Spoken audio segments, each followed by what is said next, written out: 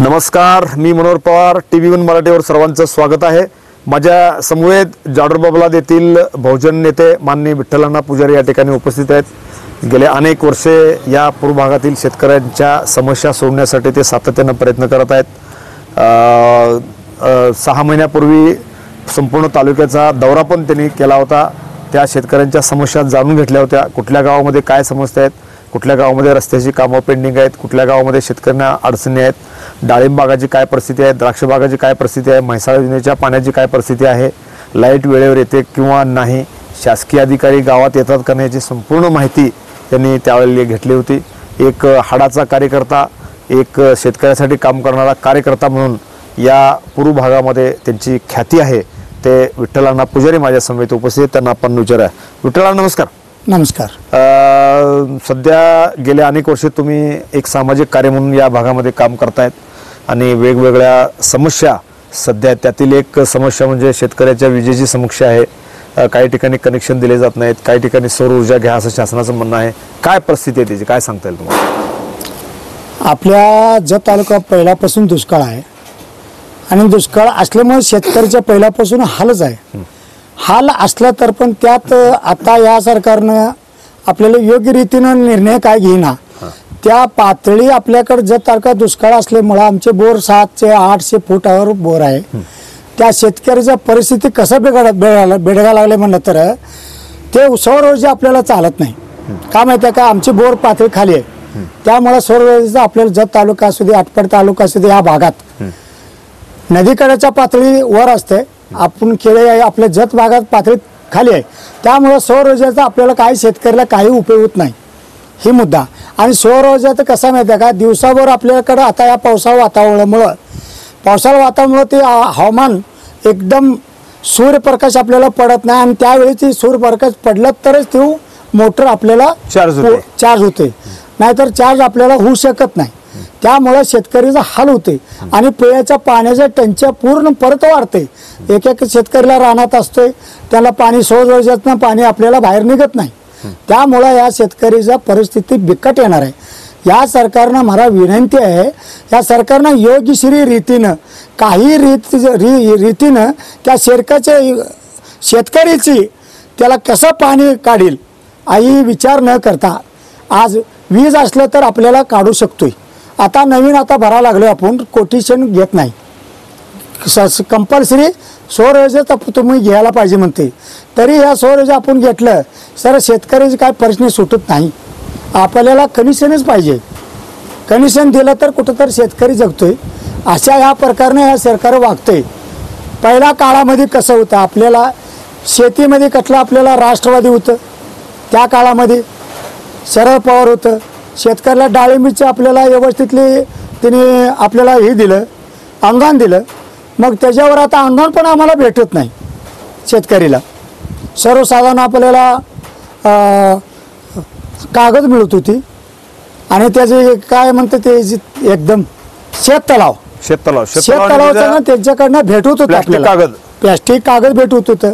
सगळं योगश्री आपल्याला त्या टायमात शरद पवारनं आम्हाला भेटत होतं. त्यांच्या आपल्याला योग्य कामरीती वाटलं. आत्ताचा एक आलाय ना, ही काय योजना काढायला लागले, ही योजना आपल्या शेतकऱ्याला मातीत घालायला लागले. ही आपल्याला योजना ही चुकीच आहे. योग्य रीतीनं ही विचारच करत नाही. आणि कुठं तर काय तर आता किसान योजना आहे, एक 4 महिन्यात एकदा फीस सोडतो म्हणतात आणि त्यात एक 8 ती 8 एकाला सर्व शेतकऱ्याला पैसे मिळत नाही. आता एकदा परत पहिला एकदा करायचं आणि दिलेवानी करायचं. आता लाडकी बहीण योजना आहे. आता कोणाला ते लाडकी बहीण कोणाला येते, कोणाला काय त्याच्या गाडी नसावं, ही नसावं, ही असं सगळं भानगड चालू आहे. नुसतं 8 लावायचं, ह्या सरकारनं 8 लावायचं. 8 लावून काय तर पण त्याच्या कट करायची. हे असं शेतकऱ्याला आणि महिलाला असं हे फसवणुकीगिरी कामं करायला चालू आहे. ह्यामुळं आपल्याला योग्य रीतीनं काय दिलं त्या योग्य रीतीनं आपल्याला कड्याला लागायला पाहिजे. आणि असं बनावटी करायची ही पक्षी चालू आहे. आता सध्या चालू सरकार असं आहे, बनावटी करायचं चालू आहे. आपल्याला बनावट नको आहे. लोकाला एवढा दिवस आम्ही 5 वर्ष तुम्ही फसवणूक करून मतदान घेतला आणि पुन्हा दुसऱ्या टायमात अमक करतो तमक करतो म्हणून ती घेतला आणि थोडं दिलेवानी केलं आता एकदम कट करायचं एकाला द्यायचं एकाला नाही. एक रुपया एक 100% सर्वसाधारण 25% द्यायची 92% आता सध्या मिळत नाही लोकांना योगीश्री. त्यामुळं ही अडचणीच आणायला लागल्यात. ह्या दुष्काळ कुठं आपल्याला नदीकडेच्या काठ्याला आहेत त्या लोकांचं कसं पण ते सौरऊर्जा पण चालेल काय पण चालेल. खरे इकडच्या लोकांना बोर 900 फूट 700 फूट 500चे पुढं आहेत. तेवढी कॅपॅसिटी नाही का त्यांचे आता यांचं शेतकऱ्याचं कॅपॅसिटी हातनं काढू शकत नाही साहेब. नाही तेवढी ताकद नाही का त्या सौर ऊर्जेची पाणी उचलायचे. नाही त्याची कॅपॅसिटी किती आहे आता सध्या त्याची कॅपॅसिटी 250 फुटाच्या वर पाणीच उचलत नाही. आणि ऊन सूर्यप्रकाश झालं आणि एकदम कडक असली त्यावेळी मोटर ती पण चालू होणार. आणि सूर्यप्रकाश जर आत अंधारमध्ये असला हे पावसाळा नाही आहे पावसाळा चालू आहे आणि या ढगाच्या वातावरणामुळं आणि सूर्यप्रकाश चालू होत नाही आणि त्यामुळं पाण्याच्या टंच्या वाढा लागले. योग्यशीरी रीतीनं आपल्याला शेतकऱ्याला काय पाहिजे कनिशन योग्यशीरी पाहिजे. शेतकऱ्यांचे हाल व्हायला लागलेत. आणि आता कोटेशन भरताना कोटेशन भरून घेईना मग आपल्याला कोटेशन भरून घ्या तरी कोटेशन भरून घ्या आम्हाला कनिशनच पाहिजे या शेतकरीला. मग काहीतरी शेतकरी जगेल. काय आंदोलनावर उभा करणार का तुम्ही? मग नाही जर केलं असला तर आंदोलन आम्ही उभा राहणार. रस्त्यावर आपल्याला वीज पाहिजे शेतकऱ्याला घेऊन. सौर ऊर्जेला आमचं काम होत नाही. आमचं 7-8 फुटावर आहे. सौर ऊर्जा कुठल्या भागात चालते त्या भागात द्या. आपला दुष्काळ भाग आहे आपल्या बोर वगैरे पाणी पातळी खाली आहे त्यामुळे आपल्याला योग्य रीतीनेच आपल्याला पाहिजे कनिशन साहेब. खरीप हंगामाचं काय बियाणं वगैरे मिळालं काय? खरीप हंगामाचं बियाणं कोणाला मिळालंय कोणाला नाही या परिस्थिती झालेली आहे. सगळ्या संपूर्ण मिळालं नाही. कसं लोक ऑनलाईन केले का शेतकरी काय कसं केले काय? ऑनलाईन करून पण बघितलं सगळं झालं ते आता सध्या त्यांना भेटलं नाहीच योग्य रीतीने भेटलं नाही. मग बियाणं कुठून आणले शेतकरी बाजरीचे वगैरे? आता बियाणे सगळं विकत घेतलेले आहेत. विकत घेतलेले आहेत आणि विकत घेतलं तर पण आता सध्या पेरणी झालेत.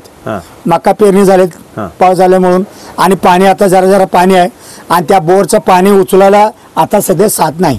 कृषी विभागाचे कर्मचारी येतात का भागात? कर्मचारी पण आपल्याला येत नाही. वेळेवर कर्मचारी येत नाही. माहिती देत नाही. माहिती पण आम्हाला शेतकऱ्याला भेटत नाही येत नाही. शेतकऱ्याचा हाल भरपूर आहे. पाण्याचं काय झालं म्हैसाळ योजनेच्या? म्हैसाळचं पाणी इलेक्शन टाइमात आली त्या आलच सांगितली त्यावेळी बीजेपीने काय सांगितले पक्षाने सांगितलं 1 महिन्यात आत सर्वसाधारण सगळ्या 100 फुटावर एक चंबर सोडून त्या शेतकऱ्याला 1 नंबराला 25 एकराच्या आत त्या ठिकाणी पाणी सोडून त्या शेतकऱ्याला योग्यश्री पाणी आम्ही देणार आहे. मग इथं चेंबर सोडले की एक चेंबर दिसते एका 100 कुठंच नाही म्हणलं तर पण कुठं शेतीमध्ये एक 100 फुटावर पण पाणी चंबूर नाही आहे. सरळ योग्य पाईपलाईन काय आहे जाणारी उमदीला जाणारी पाईपलाईन आणि इकडं प्रत्येक तिकडं गावागावी कुठं कुठं जाणार आहे त्या ठिकाणी तेवढं पाईपलाईनचं तिथंच सोडलेलं आहे. रानात कुठं पण काही अजून कामं पूर्ण झालेली नाही. त्यांचे आश्वासन दिलेलं आहे. शेतीच्या पाण्याचं पण हाल आहे. शेतीचा पाण्याचा पण हाल आहे आणि योग्य रीतीने काम चालू नाही. आता आमच्या शेजारी मंगळवेढा तालुका आहे. मंगळवेढा तालुक्यामध्ये कंपल्सरी शेतीला 25-30 फुटा त्यांचे 25 एकर 50 एकर त्या ठिकाणी सगळ्यांनी त्यांनी काम झालेले आहे. आपल्या जत तालुक्यामध्येच काम राहिलेलं आहे आणि मेसाळ योजनेचं काम अजून काय शिल्लक राहिलेली त्या लोकांना अजून कॅनल नाहीच. 64 गावाला त्या पाणीच नाही. ह्या आशयामुळं आता आश्वासन देऊन सारखे आश्वासन आता 2 बार दिले आता 3रा बार पण तुम्हाला दिलेले आहे. अजून तुम्ही शेतकऱ्याचा हाल तुम्ही पूर्ण केलेला नाही. अजून हालातच आहेत लोक शेतकरी अडचणीत आहे आणि एक शेतकरी अजून त्या पाण्यामुळे आत्महत्या करायला चालू केलीत. ती करणार आहे म्हणतात.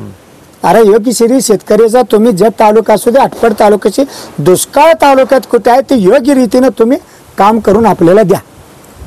त्यामुळं तुम्हाला हात जोडून विनंती करतो या सरकारला आपल्याला पहिलं काय मिळत होतं तुमच्याकडनं काही मिळेना.